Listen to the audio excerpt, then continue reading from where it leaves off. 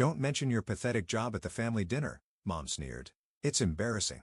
My brother smirked. Who wants a warehouse manager in the family? I smiled and said, you'll find out tomorrow. When the bank called about their loan application, they learned who really owned the supply chain. I straightened my simple black dress, checking my reflection in the hallway mirror of my parents' suburban home. No designer labels, no flashy jewelry, just clean, professional lines and comfortable shoes. The kind of outfit you'd expect from someone who spent their days managing warehouse logistics. Sophia, Mom's voice carried from the dining room. Everyone's waiting. Everyone met my brother Michael, the successful real estate developer, his wife Amanda with her family money and country club membership, and my parents' carefully curated collection of family friends, all gathered to celebrate Dad's retirement from his mid-level banking job. I took a deep breath, remembering why I'd agreed to come tonight. 10 years of condescension, of subtle jabs about my career choices, of being the family disappointment. It was all about to change. They just didn't know it yet.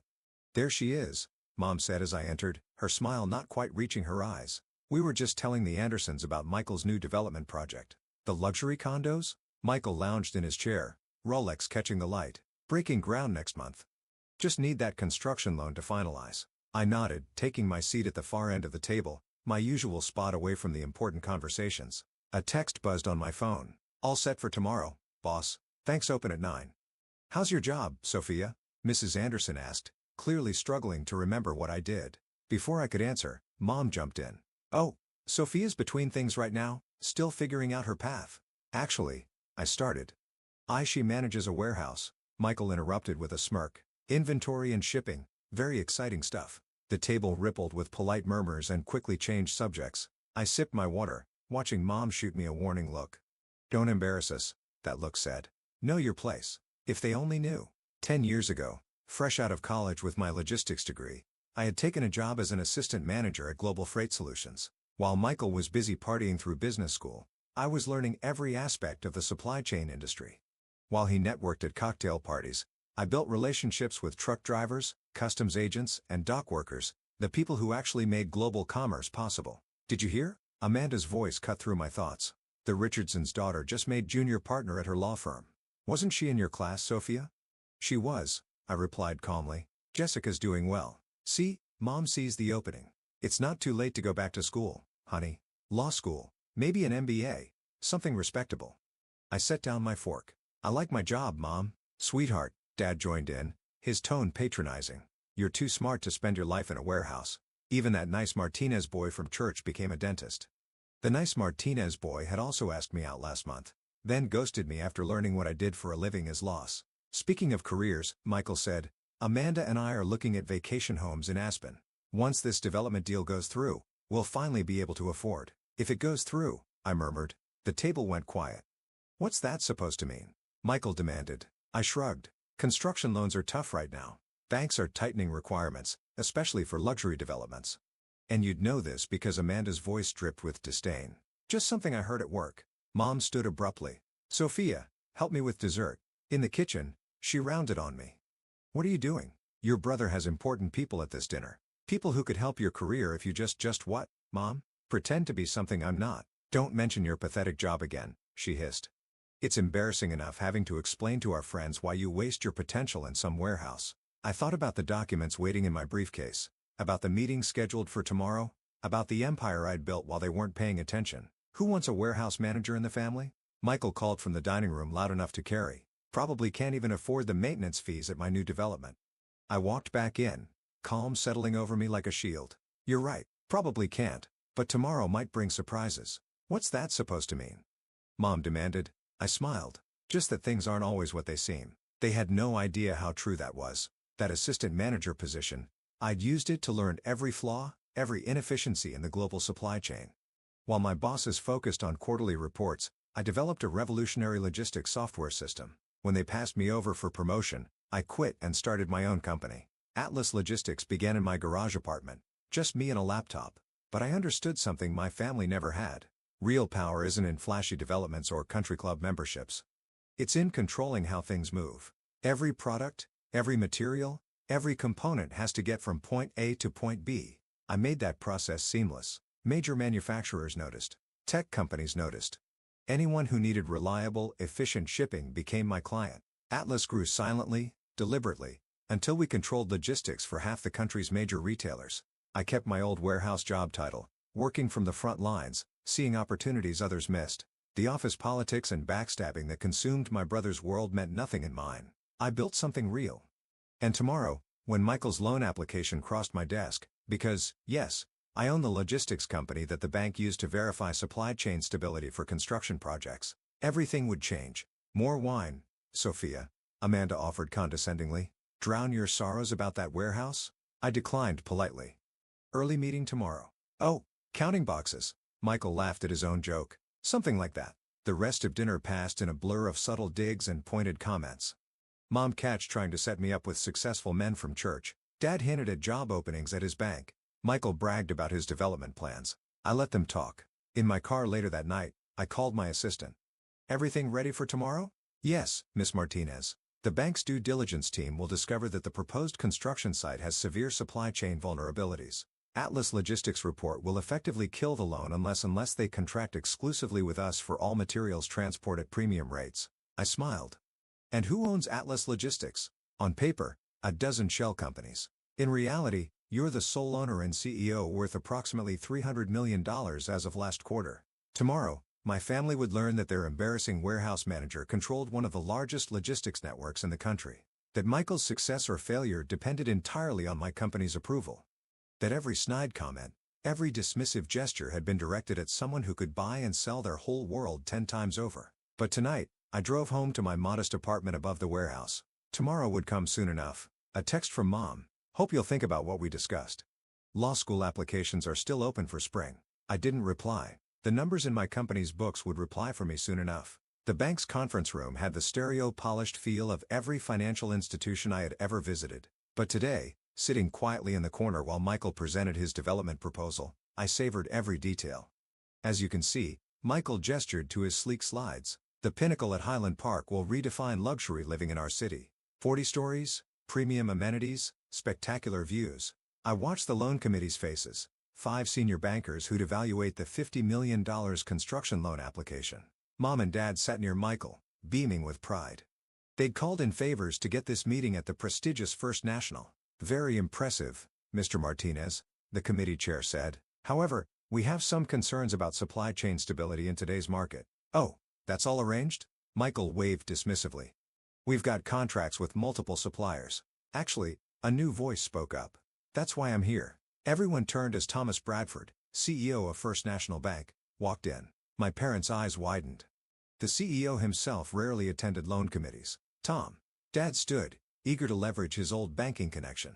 What a pleasant surprise. Bradford nodded politely, but kept his eyes on his tablet. We've received some concerning reports about the project's logistics viability. According to Atlas Logistics, the color drained from Michael's face. Atlas was the gold standard in supply chain analysis. Their reports could make or break major projects. Atlas, he stammered. But they're just a logistics company. Surely, the bank doesn't. Atlas Logistics, Bradford continued, controls 80% of construction material transport in this region. Their analysis suggests severe supply chain vulnerabilities at the proposed site. Without their support, material costs could increase by 40%. Michael's perfect presentation was crumbling. But we can find other transport companies. In theory, yes. In practice, Atlas has exclusive contracts with most major suppliers. They've revolutionized the industry. Very impressive company. Very private. I shifted in my seat, enjoying the show. What do you suggest? Mom asked anxiously. Well, Bradford checked his notes. Atlas has indicated they might consider a premium service contract. If you're interested, their CEO is actually here today. Michael looked around frantically. Here? Where? I stood up slowly, smoothing my simple black dress. Right here. The silence was absolute. No, Michael whispered. Yes, Bradford smiled. Miss Martinez has been one of our most valuable clients for years. Atlas Logistics holds significant accounts with us. Mom's hand flew to her mouth. Dad seemed to age 10 years in 10 seconds. Michael just stared, his expensive suit suddenly seeming like a child's costume. You, he managed finally. Your Atlas founded it 10 years ago, I said calmly while managing that embarrassing warehouse job. But you never said anything. All those times you mocked my career, dismissed my potential, treated me like the family failure. I pulled out my own tablet. Let's talk about those supply chain vulnerabilities. For the next hour, I methodically outlined every flaw in Michael's logistics plan, The impossible delivery schedules, the unrealistic cost projections, the bottlenecks he'd never considered. This is absurd. He finally exploded. You're doing this to sabotage me. No, I corrected. I'm doing my job. The same job you've ridiculed for years, Sophia. Mom tried, her voice shaking. Surely, you can help your brother. Family should. Family should support each other. I cut in. Not tear each other down. Not shame someone for their choices. Not decide someone's worth based on appearances. Bradford cleared his throat. Perhaps we should discuss Atlas Premium Service Option. I pulled up the contract. Triple our standard rates. Exclusive 5-year commitment. Non-negotiable. Triple. Michael choked. That would eat most of our profit margin. Welcome to the real world of logistics, brother, where actual work matters more than flashy presentations. Dad finally spoke up. All this time, while we were pushing you to change careers, I was building an empire. I finished one warehouse at a time, one contract at a time, one innovation at a time. The loan committee shifted uncomfortably. Without Atlas's support, the project was effectively dead. Michael knew it. My parents knew it. Everyone in that room knew it. The premium contract, Michael said finally, defeated. Can we see the terms? I sent the document to his tablet. As he read, his face went through a fascinating range of emotions. Shock at the costs, anger at the conditions, and finally, devastating realization at the signature block. This has to be approved by the CEO personally. That's right, I smiled. That would be me, the warehouse manager you're so ashamed of. Mom started to cry quietly. Dad stared at his hands. The loan committee tried to look anywhere but at our family drama. Mr. Bradford, I said, standing. I believe we're done here. Unless my brother would like to revise his proposal, I'll need time to recalculate, Michael mumbled. As I walked out, Bradford fell into step beside me. That was rather dramatic. Sometimes lessons need to be dramatic to stick. And the premium contract, will you actually enforce those rates? I thought about years of snide comments, of dismissive gestures, of being the family embarrassment. That depends, I said, on what I hear at the next family dinner. In the elevator, my phone buzzed with messages. Mom begging me to reconsider. Dad asking to meet Michael's wife, Amanda, suddenly very interested in getting coffee. But the message that caught my eye was from our warehouse supervisor. Loading dock needs approval on the Johnson shipment, boss. I smiled. Time to get back to my embarrassing job. The news spread through our social circle like wildfire. Sophie Martinez, the warehouse manager, was actually a business mogul. My parents' phones exploded with calls from friends suddenly eager to reconnect with their successful daughter. I ignored it all, focusing on what I'd always focused on, running my company. Miss Martinez, my assistant Sarah called through the intercom. Your mother's here. Again, it had been 2 weeks since the bank meeting. 2 weeks of avoided calls and declined invitations. But I couldn't hide forever. Send her in. Mom looked different, smaller somehow, without her usual perfectly coordinated outfit and immaculate makeup. She clutched her purse like a shield. This is where you work? She asked, looking around my office. Not the corner warehouse office she'd imagined. Instead, the entire top floor of downtown's most prestigious building. Floor-to-ceiling windows overlooked the city, including the empty lot where Michael's development should have been rising. This is one of my offices, I replied. I prefer being at the warehouses where the real work happens. Why didn't you tell us? The question burst out of her. All these years, we thought. You thought what you wanted to think, Mom. You saw a warehouse manager and decided that wasn't good enough. Never asked what I actually did. Never showed interest in my work. We were worried about you, living in that tiny apartment, working those long hours. That apartment is above our main distribution center. I lived there because I wanted to, not because I had to. I gestured to the city view. I could have bought this building years ago, but flash and status, that was never my goal. She sank into a chair, looking lost. Your father hasn't slept since we found out. He keeps talking about all the times he tried to get you entry-level bank jobs, thinking he was helping. And Michael?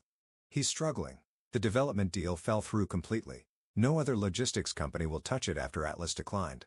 I pulled up my tablet, showing her Atlas's real-time operations map. Thousands of dots moving across the country. Trucks, ships, planes, all coordinated through our systems. This is what I built, Mom. While you were embarrassed by my job, I was revolutionizing how goods move around the world. While you were trying to set me up with dentists and lawyers, I was building something that actually matters. I'm so sorry, she whispered. We were so wrong. Anak interrupted us, Sarah, again. Sorry, Miss Martinez, but we have a situation at the Port of Seattle. Major weather delay affecting the tech corridor shipments. Give me a minute. I turned back to Mom. This is why I love my job. Real problems, real solutions. not just status and appearances. She watched in silence as I coordinated with our port managers. We're routing shipments through alternate channels, adjusting schedules in real time. Millions of dollars of goods, thousands of jobs, all depending on quick, smart decisions. You're amazing at this, she said finally. I always was. You just never saw it. Another knock. This time, Michael, looking uncomfortable in a cheap suit. Sophia, he stopped, saying Mom. Oh, I can come back. Stay, I said. Family meeting might as well be now. He sat heavily, avoiding my eyes. I lost everything, he admitted. The development deal, my investors, even Amanda. She left, says she didn't marry a failure. He laughed bitterly. Funny. That's how we treated you all these years. Michael, I began, but he cut me off. No, let me finish. I was so busy playing big shot developer. I never actually learned the business. Not like you did. You started from the ground up, learned every detail, built something real. Mom wiped her eyes. We were such snobs. All that time bragging about Michael's projects, and our real success story was right there, managing warehouses. My phone buzzed. Dad, requesting access from lobby security. Send him up, I told Sarah.